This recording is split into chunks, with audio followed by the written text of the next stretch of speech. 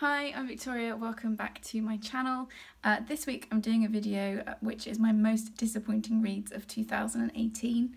I put a poll on my Instagram which will be linked below and you guys picked this. The other option was booktubers that I enjoy, so I'll do that video at some point in 2019. But yeah, you picked my most disappointing reads, so that is what I'm going to be talking about today. These are books that I read in 2018. It doesn't mean that they came out in 2018, although I think some of them did. But yeah, these are the books that I've read this year that actually turned out to be the most disappointing for me. Little disclaimer, obviously this is just my opinion, so I'm sorry if you love these books. For me, for lots of reasons, they just weren't my favourites. So yeah, obviously this is just my opinion. I was originally going to pick one from each month, but when I went back through my GoodReads, I found that actually I've had a really good reading year. So I've got 10 books that I found disappointing this year. Next week's video will be the end of the year tag, and then the week after that will be my favourite reads of 2018, which will be one book from each month, which is going to be really hard to choose, but we'll give that a go. Anyway, into the video for today. So I've got a list, and what I realised when I was getting ready for this video, which is a sign of how much I didn't enjoy these books, I don't have any physical copies of them. For me, I only keep books that I want to reread or gift to other people or whatever. So for the fact that these books have already left my house speaks volumes. So I will link all the books below. I'm not clever enough with my editing to be able to put them on the screen. If somebody wants to teach me how to do that, then please shout me.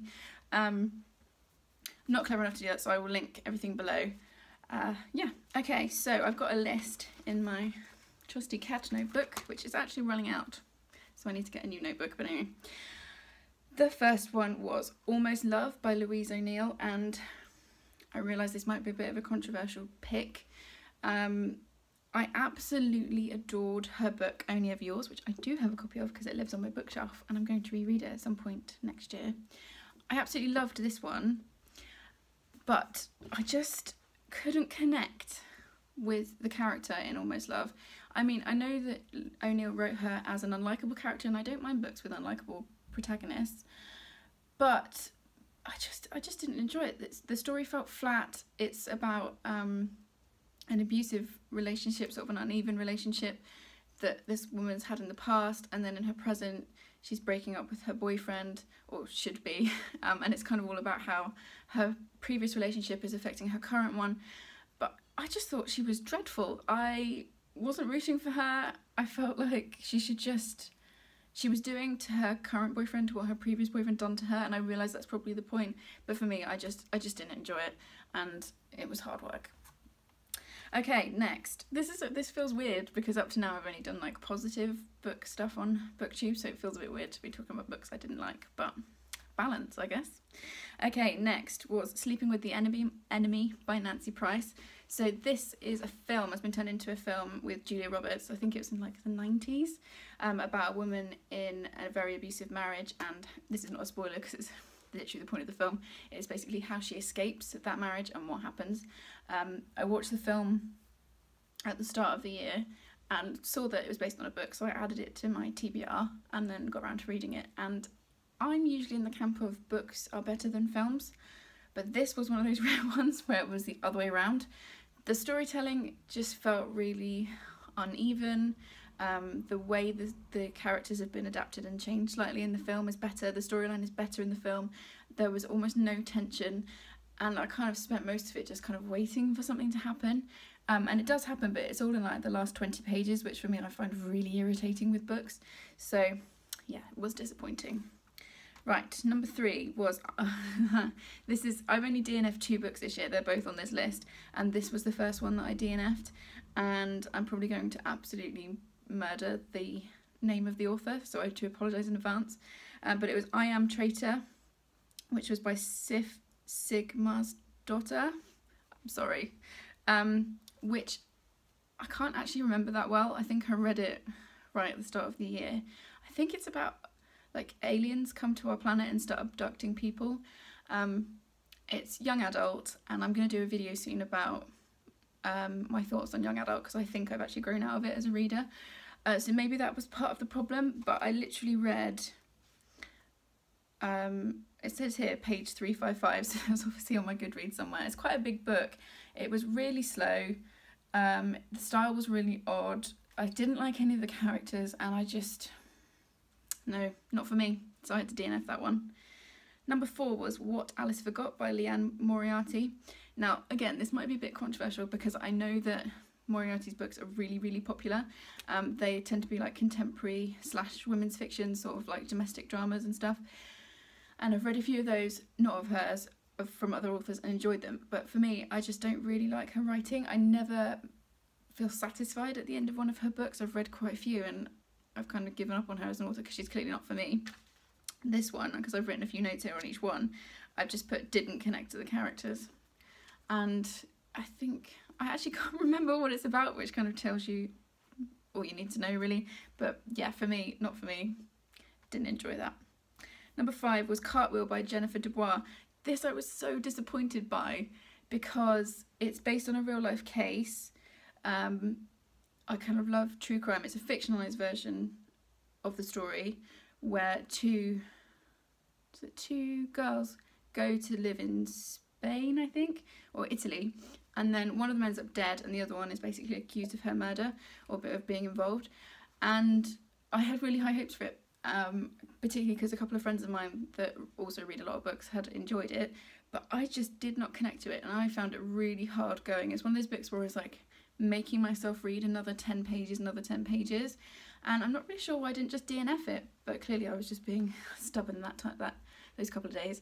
Obviously the characters aren't supposed to be likeable again, but just didn't connect with it. I didn't feel like there was enough tension. There's a male character in it who I just could not stand. And I was really gutted because I thought it was going to be really good. But there we go. Right, 6 is The Uninvited by Liz Jensen. This one as well. So, the premise is that children all around the world have started to kill their family members, like killing adults, really violently. And all the children are sort of, I think they're under the age of 9. And so they think it's some sort of like airborne epidemic that's making these kids turn violent. Can't quite work out what's going on. It was one of those books, I think it says it on the front, that likened it to Margaret Atwood, and she is my absolute favourite author. Again, I'm going to do at least one video on her soon. And I think it was likened to Margaret Atwood, and I found that really annoying because it's nowhere near the standard of her writing to me. What did I put on my note here? Yeah, never got going, had high hopes. It had a really good concept and then just like nothing happened. We never really got to the bottom of what was going on. It's almost a post-apocalyptic novel, which is not really my favourite genre. I felt like great concept, but the execution just fell flat. Okay, number 7. This is Where It Ends by, again, I'm going to not pronounce this very well, so I'm very sorry, Marieke Nijkamp. Again, this was one I was excited to read. It's basically the story of a high school shooting in America. It's very short. It's like 200 pages, I think, so it's quite small. And it's told from 4 different perspectives, and it's set over the 90 minutes of the attack. And then you also get a little bit bits of flashback from each character as well, and each character is connected to the person that's doing the shooting. And so I thought, right, this looks really interesting, really cool, different way of doing this story, of looking at it, of looking at why it's happening from different people's perspective and all that kind of thing. And again, great concept. Execution I thought was flat. The characters that we see from the perspective, I think one is the shooter's sister, one is his ex-girlfriend, one is his best friend, and then I can't remember the other one. Yeah. But it just felt really whiny. Like, we get quite a lot of backstory from each of them, but I didn't really understand why I should care. And also with the school shooter, the guy that's doing the shooting, it's such a stereotypical, white boy's had his heart broken and that's why he's killing people. And again, what? So yeah, fell flat. Thought it'd be really good, thought it'd be really interesting. It could have done loads more, and it could have looked at why people do this more in depth. It could have looked at mental health, which it just completely bypasses. And yeah, not for me at all. Okay, next, which was on my list? Sorry, my list is a bit scattered. I should have put it in numerical order and then this would be a lot smoother, but there we go. Oh, okay, so number 8 was The Feed by Nick Clark Windo.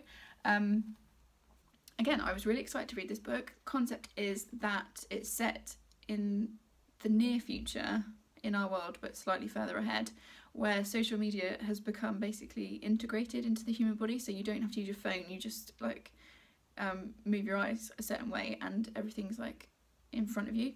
So it's like basically like virtual reality but all the time, and everyone's switched on into the feed all the time instead of real life. And then something has happened, a virus has occurred, and then most of humanity's been wiped out.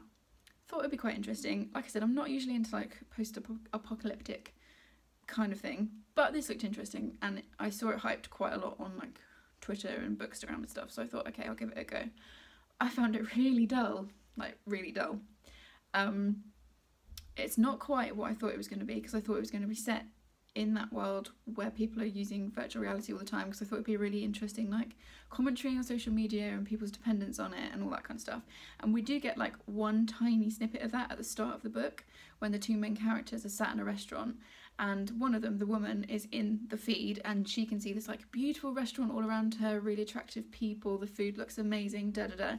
I think it's her husband has clicked out of the feed, and he is sat in the reality of the restaurant, and he sees, you know, the decorations really poor, the people sat next to him like are missing teeth and don't look like they do in the feed, and it's basically a really interesting kind of comment on how we present ourselves on social media and then the reality of it.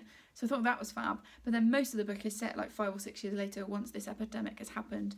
Loads of people have died, and they're basically trying to scratch out an existence kind of off-grid and try and relearn all the skills that have been lost because of the kind of technology and the advances that had happened. So people have kind of forgotten how to grow food and get clean water and all that kind of stuff. It was, I think I gave it 2 or 3 stars, so it wasn't awful, but again, a bit like the school shooting book, I thought I could have done a lot more, and it just didn't, and that was disappointing. I didn't really like the characters. You get a couple of different perspectives, but I just didn't really connect with them at all, and I just found it all a bit dry. So yeah, I think there's a TV series or a film or something coming next year, so I would be interested to watch that, because, you know, it could be done really well on like a Netflix type series, so I will try that. But the book, I just didn't connect. Okay, where are we? Done number 9. Okay, He Said, She Said by Erin Kelly was a thriller. I think it was in possibly my October wrap-up or my November wrap-up. I think I've talked about it already. I think it was October. I think it's the first one I did.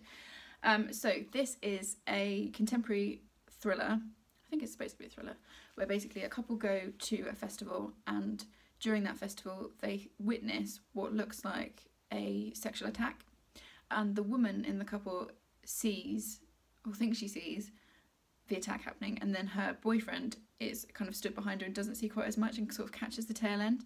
And then it flips forward, I think about 10 years, and they're now married and she's pregnant with twins, and something has happened, like either they did something, or you know something's happened that's not right, and she's blaming herself for something, but you don't know what it is, and it flips backwards and forwards, and gradually the whole story comes out. I really like books like that, usually, but this one, again, I didn't like either of the two main characters, the couple, and we're supposed to feel sympathy for them, and I just thought that they were really awful people, and I couldn't get on board with caring enough about them. I did read it, I did finish it because I wanted to know what had happened, but I didn't feel satisfied by the end of it. I think I gave it, again, 2 or 3 stars, and I was just a bit disappointed. And again, it was a book that was really hyped. I think it was like part of maybe the Richard and Judy book club or something. It was everywhere, which is probably why I picked it up, but disappointing. Okay, and then the last one is a book that I talked about in my November wrap-up, which is American Psycho by Bret, Easton, Ellis. I've already ranted a bit in my wrap-up, so you can go and look at that, which will be linked below. But I hated it. There's actually no other way of saying it. And I've talked to a few people about this book, that have enjoyed it in my real life, and I felt quite bad because I did just hate it. I didn't like a single thing about it, and I know it's considered a classic by some. In case you don't know, it's basically about a guy who has this perfect looking life. He works on Wall Street, he's got, you know, beautiful girlfriend, beautiful apartment, very wealthy, blah blah blah, but he's also at night going out and killing people in a really violent way. I love a good serial killer book. I've got several on my TBR coming up, but this one was just so dull, and I got 150 pages in and I just thought, I'm not enjoying this. So that was the second book that I DNF'd this year, which isn't bad. Out of like nearly 70 books this year, I've only DNF'd 2, but yeah, definitely not for me. Okay, so those are my most disappointing reads of the year. As I said at the start, those are obviously just my opinions, so if they are books that you love, that's great, good for you. I just didn't enjoy them for whatever reason. Please feel free to have a chat with me in the comments below. Like, what was the most disappointing book you read this year? Why was it disappointing? I'm always so interested, because I think obviously online and like on BookTube and stuff, we generally tend to be positive about books, which is great. But I also find it interesting to see like why people didn't enjoy books, what it was, what they didn't connect with, or whatever. So yeah, have a chat with me below. I'll be back next week with the end of the year tag. As you can see, I'm filming in my lounge today because I'm still trying to figure out where I want to film. So maybe we'll be in a different location next week. Who knows? All the books I've mentioned will be linked below, along with my Twitter and Instagram and my GoodReads. So feel free to come and find me there. If you enjoyed this video and you'd like to see more from me, please click the subscribe button, and I will see you next week. Thanks. Bye.